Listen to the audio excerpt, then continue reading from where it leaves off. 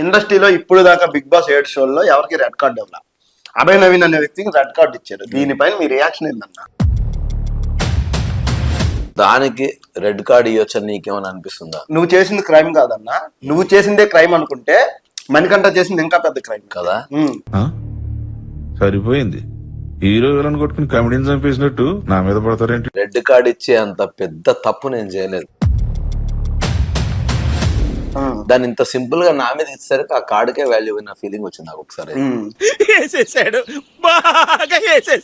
మరి మీరు నాగన్న సార్ బయటకు వెళ్ళిపోమన్నప్పుడు ఎందుకు రిక్వెస్ట్ చేశారు అంటే, అలాంటప్పుడు బయటికి రాకుండా మళ్ళీ ఎందుకు ఆగారు మీరు అని నా ఫీలింగ్. నేను మాట్లాడిన 2-3 మాటలకే నన్ను సైకో అన్నారు. అసలు వాళ్ళందరిని ఏమనాలో నాకు అర్థమే అవుతలేదు. ఓకే, ఏం మాట్లాడుతున్నావురా, నరాలు కట్ అయిపోయింది అంతే కదా. ఇప్పుడు నేను జస్ట్ 2-3 మాటలు తిట్టినందుకు జస్ట్ పక్కన పెడితే నేను